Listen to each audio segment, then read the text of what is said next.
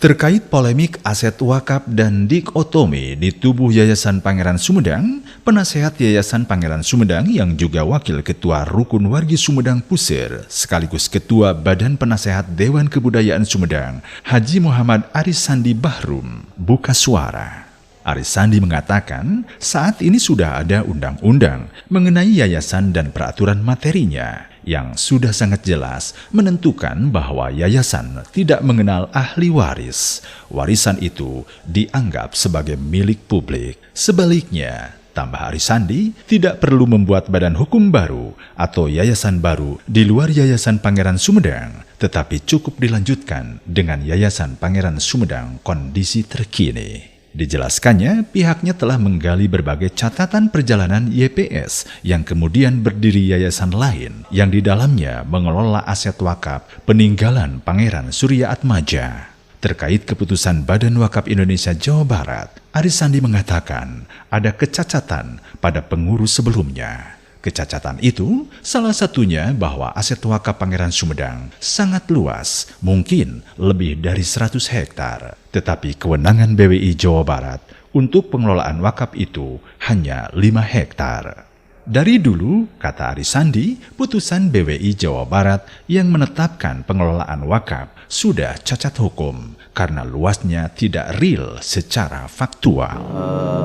Saya ingin menempatkan diri, pertama barangkali saya adalah penasehat dari Yayasan Pangeran Sumedang, yang pada waktu yang lalu saya juga pernah menjadi badan pengawas di struktur Yayasan Pangeran Sumedang. Yang kedua juga saya menjadi salah satu wakil di Rukun Wargi Pusir. Terlebih juga saya pernah jadi pupuhu Ketua Dewan Kebudayaan Sumedang, yang sekarang kemarin dilakukan pelantikan saya menjadi badan penasehat atau pangaping di Dewan Kebudayaan Sumedang. Menurut hemat saya betul bahwa di museum ataupun di tempat-tempat lain saya kira perlu adanya reaktualisasi, restrukturalisasi dan revitalisasi. Tapi tentu memaknai Museum Prabu Geusan Ulun kita harus penuh kehati-hatian. Pertama, kehati-hatiannya adalah bahwa apakah museum tersebut, Museum Prabu Geusan Ulun itu masuk ke dalam ranah benda cagar budaya. Kita lihat undang-undang cagar budayanya, kemudian perda tentang cagar budaya di Kabupaten Sumedang. Nah, tentu kalau masuk ke dalam ranah benda cagar budaya, tentu memaknai tentang restrukturalisasi atau renovasi itu juga harus hati-hati. Tentu ini berkaitan dengan apakah akan mengganggu keadaan struktur bangunan, atau yang dimaksud itu adalah hanya suplemen saja, bahwa ketika itu katanya akan dilakukan kerjasama dengan salah satu pihak, the lodge atau apa ya. Nah itu saya kira mari kita maknai bahwa tempatnya harus di mana, yang akan dibangun kafe itu tentu tidak dan jangan mengganggu makna daripada Museum Prabu Geusan Ulun itu sendiri. Mengapa? Karena di museum itu kan ada benda-benda peninggalan. Kemudian di museum pun secara fisikly itu ada buku-buku, ada pabukon, ada benda-benda pusaka dan sebagainya. Menurut hemat saya tentu itu kan juga benda cagar budaya yang harus istilahnya dipelihara keberadaannya. Nah, kemudian persoalan lainnya tentu tadi harus bicara dengan yang berhak mengelola tentang museum itu. Nah, saya ingin meluruskanlah dalam kapasitas sebagai penasehat dari Yayasan Pangeran Sumedang bahwa dulu itu kan dikelola oleh Yayasan Pangeran Sumedang. Saya punya bukti konkret. Jadi bukti-bukti konkret ini beberapa pabukon, buku-buku yang diserahkan ini tentang wakaf, jilid 1. Kemudian ini, mohon maaf, ini ada jilid 2. Ini tentang aset-aset wakaf dan ini semuanya juga dikelola oleh Yayasan Pangeran Sumedang. Karena itu betapa anehnya gitu ya. Jadi saya merasa tercengang, aneh begitu. Kemudian ada yayasan lain yang pada tanggal 21 September 2017 didirikan oleh rekan kami, kebetulan saya juga adalah profesi notaris, karena itu saya tercengang gitu. Mengapa? Sebab prak-prakanana di dalamnya kemudian saya katakan mungkin apakah nanti mencaplok atau apalah bahasanya, atau menjadi menguasai aset yang dulu dikelola oleh Yayasan Pangeran Sumedang yang telah berdiri sejak tahun 5556 setelah Akta Perdamaian. Di dalam konsideran Akta Perdamaian pun tahun 5556 itu saya pernah membaca kata-kata hukumnya bahwa setelah YAPASA bubar kemudian berdirilah YPS, dan YPS ditugasi untuk meninventarisir segala kekayaan, yaitu kekayaan-kekayaan aset peninggalan, yaitu wakaf yang diberikan atau diikrarkan pada tanggal 22 September 1912 oleh Pangeran Surya Atmaja. Nah, saya pun pernah menulis ini. Jadi pada bulan Mei dan Juni kalau tidak salah 2017, saya dipanggil oleh Pak Bupati pada waktu itu. Dihadiri oleh Waiki, dihadiri oleh Kang Sapei, dihadiri juga Kuayi Luki. Saya menggambarkan tentang perjalanan perwakapan. Antara lain ini saya secara singkat.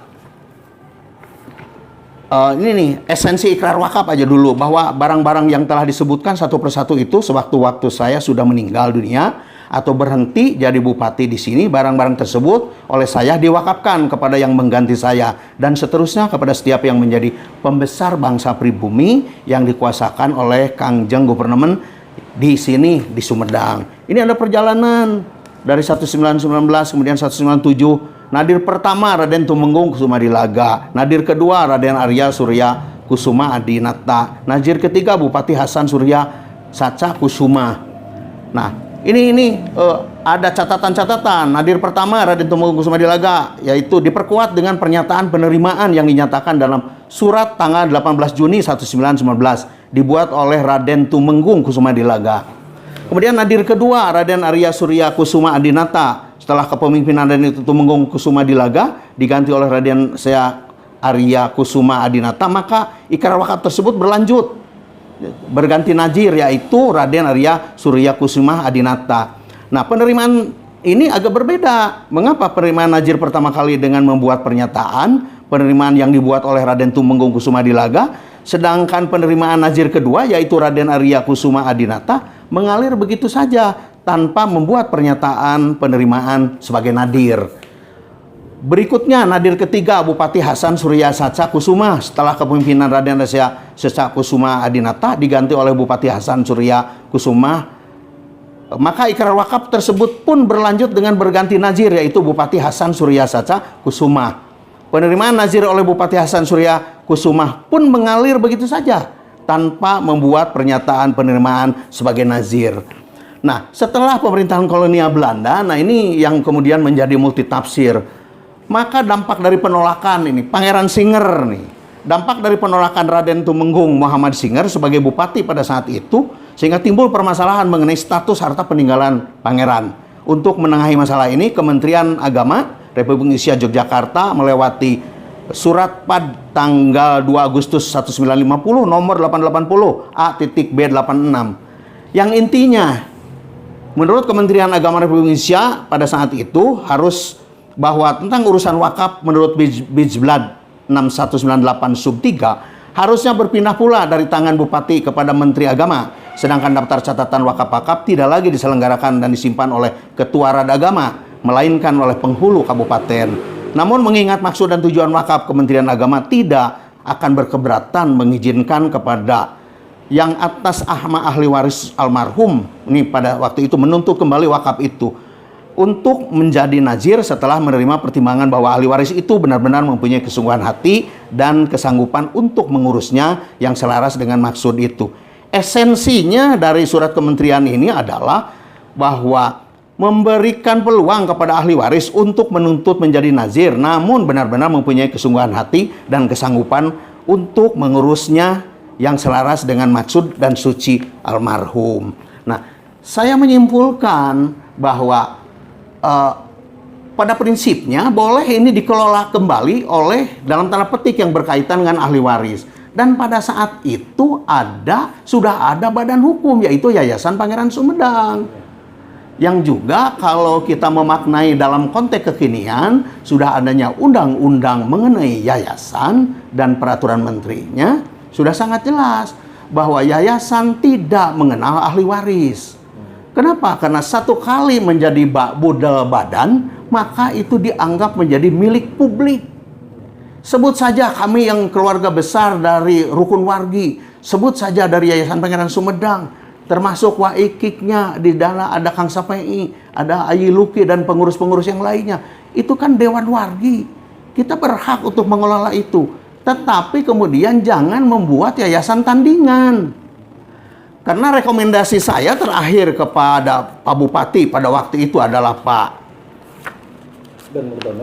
Bukan, ini sudah Pak Eka, ya, sudah Pak Eka. Saya mengatakan begini, ini catatan terakhir saya. Sebaiknya tidak perlu membuat badan hukum baru, yayasan baru di luar YPS. Tapi cukup dilanjutkan oleh Yayasan Pangeran Sumedang kondisi terkini setelah putusan Mahkamah Agung inkrah dengan semangat kekeluargaan untuk tetap mengakomodir pihak punten, Waiki, Kang Sapei, Ayi Luki, dan yang lain-lain seperti yang tertera dalam putusan BWI Jabar untuk ditempatkan di barisan kepengurusan Yayasan Pangeran Sumedang. Mengapa? Karena Yayasan Pangeran Sumedang geus natrat di tahun 555 genep geus aya. Urang memulai ke urang sarerea, urang sing akur jeung dulur, era, guyur. Nah, saya kira dengan semangat itulah kemudian saya memberanikan diri membuat komentar ini sebagai untuk membalance gitu ya, untuk menyeimbangkan informasi. Tetapi saya punya keyakinan satu saat orang sing guyub. Kemudian kalau merasa sebagai ningrat, cik atuh temongkeun ka ningratan teh. Wibawa, komara, lamunnya urang ngarasa turunan Mena, turunan Raden, mere contoh sing akur jeung dulur. Saya kira dengan semangat itulah saya menggali berbagai catatan-catatan yang berkaitan dengan bagaimana perjalanan Yayasan Pangeran Sumedang yang kemudian juga berdiri yayasan lain yang di dalamnya juga mengelola tentang aset wakaf ditinggal Pangeran Suryaatmaja. Ini kan menjadi double kepengurusan. Padahal lamun akur orang hijikeun, mangga hayang jadi naon mangga.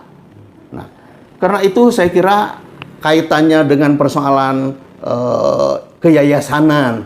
Nah, hal lainnya ketika kita memaknai putusan dari BWI Jabar, pada saat kami mendatangi ke sana, kebetulan secara pribadi saya dekat dengan Ketua BWI Jabar, Profesor Dery Mulyasana, walaupun yang menandatangani pada waktu itu bukan beliau, tapi pengurus yang sebelumnya.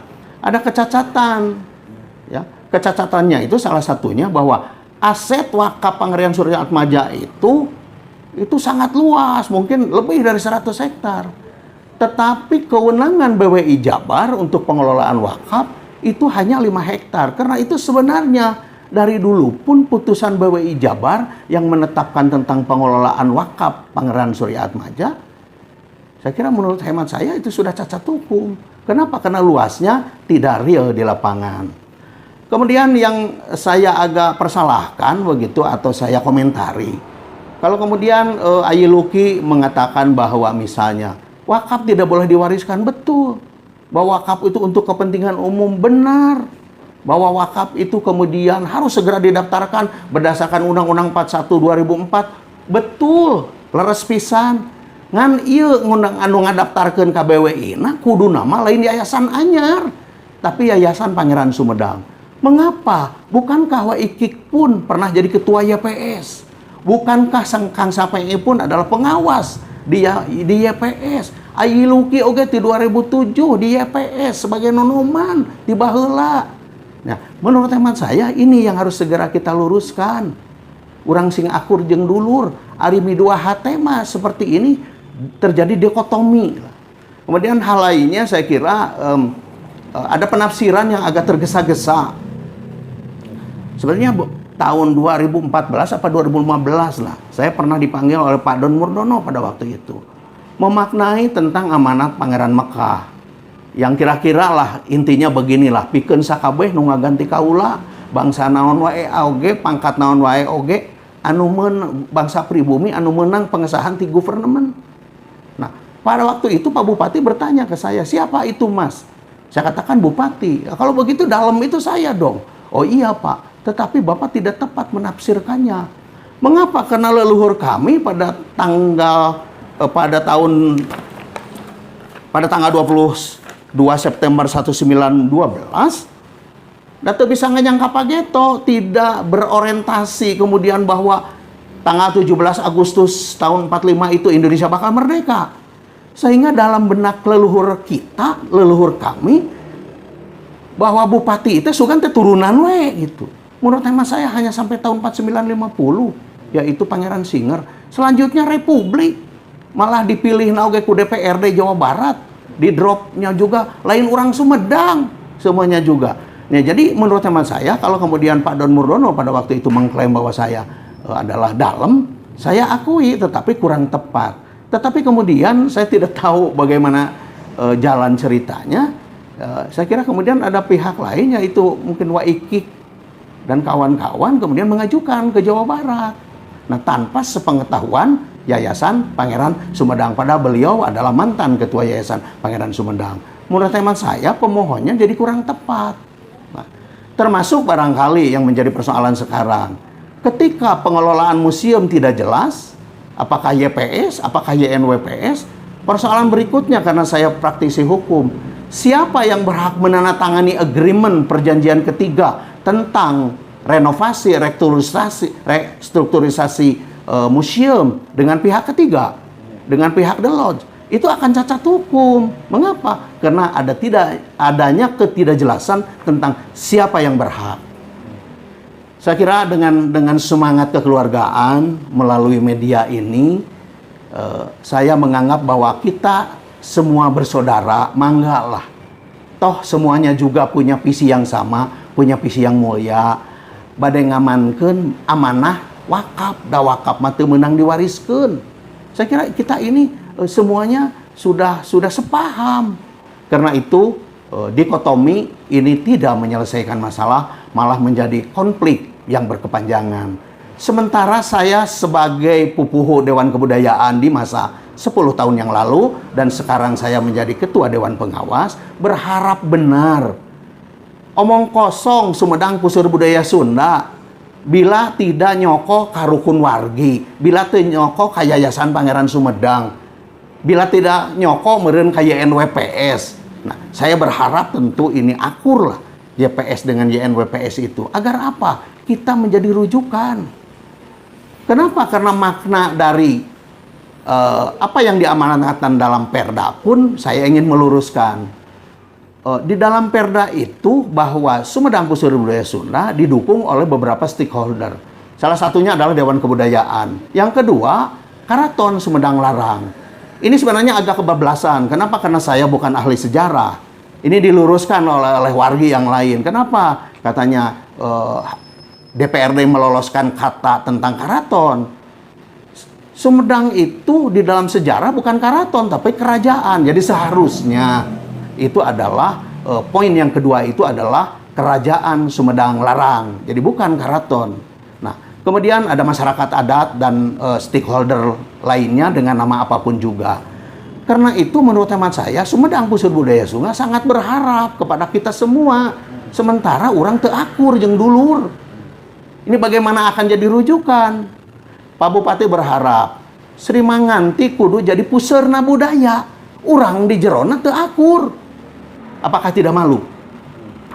Saya kira visi itulah sumanget eta abdi hayang ngakurkeun dulur tentang soal mana yang paling benar, mana yang salah. Menurut hemat saya hanya Allah Subhanahu wa taala.